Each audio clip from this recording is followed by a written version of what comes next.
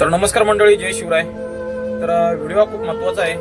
तर आजच्या व्हिडिओमध्ये मी तुम्हाला खरं सांगतो, कारण मी एक रिक्षावाला नाही तर एक जबाबदार कुटुंब प्रमुख म्हणून बोलतोय व्हिडिओमध्ये. तर मित्रांनो, पुणे आणि मुंबई आरटीओने सध्या एक नवीन नियम काढलेला आहे. तर तो नियम रिक्षावाल्यांसाठी खूप धोकादायक आहे. जे नियमात रिक्षा चालवतात आणि जे खरंच गरजू रिक्षावाले आहेत त्यांच्यासाठी हा नियम खरंच अन्याय ठरू शकतो. कारण आरटीओने नियम असा काढलेला आहे की पहिल्यांदा पुणे आरटीओने काढला होता, त्याच्यानंतर आता मुंबई आरटीओने सुद्धा नियम काढलेला आहे की जे रिक्षावाले पार्ट टाइम रिक्षा चालवतात, कुठे नोकरीला असतील किंवा कुठं काय अन्य काय त्यांचं असेल, तर ते समजा पार्ट टाइम रिक्षा चालवत असतील तर त्यांना असं सांगितलेलं की तुम्ही आपली तुमची परमिट जमा करा. तर हा खरंच नियम चुकीचा वाटतोय. तर जो माणूस परमिट घेतो तेव्हा तुम्ही त्याचं बॅकग्राऊंड पण चेक करत जावा. आरटीओला मला बोलायचं आहे की तो कुठे जॉबला वगैरे आहे का, जर सरकारी वगैरे याच्यात कुठं असेल तर त्याला खरंच परमिट देऊ नका.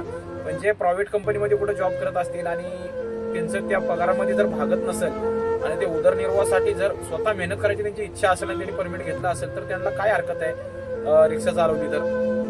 कोणताही माणूस मजेने कुठली गोष्ट करत नसतो, त्याचा उदरनिर्वाह होत नसेल, त्याच्या मुलांच्या इच्छा आकांक्षा सगळ्या काय भागत नसते त्या पगारामध्ये, म्हणून तो काय पण पार्ट टाइम रिक्षा चालवूया.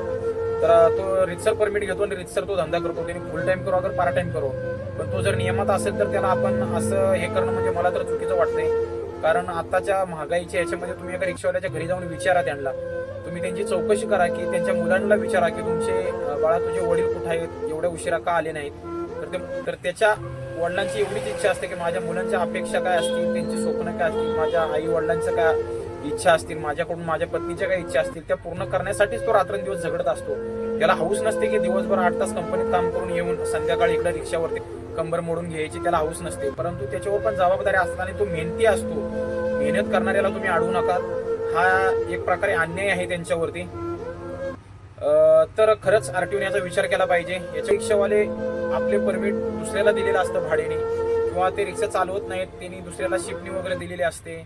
असे जे रिक्षावाले असतील ना, तर त्यांच्यावरती तुम्ही हमखास कारवाई करा. कोणी शिपणी गाड्या दिल्या असतील वगैरे, परमिट विकले असतील अशावर, आणि जे कोण स्वतः मेहनत करत असतील तर त्यांच्यावरती खरंच तुम्ही कारवाई करू नका. त्यांच्या व्यथा समजून घ्या. एखाद्या रिक्षावाल्याच्या घरी जाऊन तुम्ही त्याची काय परिस्थिती आहे घरची, तो किती कमवतो आणि त्याची किती अकाउंट शिल्लक आहे, त्यांची बँक बॅलन्स चेक करा तुम्ही. त्यांनी एक नोकरी केल्याने रिक्षा चालवली तर तो काही करोडपती होणार नाहीये. खरंच समजून घ्या. आणि व्हिडिओ कसा वाटला कमेंट करून नक्की सांगा. आणि हा व्हिडिओ जास्तीत जास्त लोकांपर्यंत शेअर करा, जेणेकरून जे कोण असे निर्णय घेणारे अधिकारी असतील त्यांच्यापर्यंत हा व्हिडिओ जाऊ दे. कारण रिक्षावाल्यांच्या व्यथा काही समजू दे, त्याच्यानंतरच निर्णय घ्या. चला, कसा वाटला व्हिडिओ कमेंट करून सांगा आणि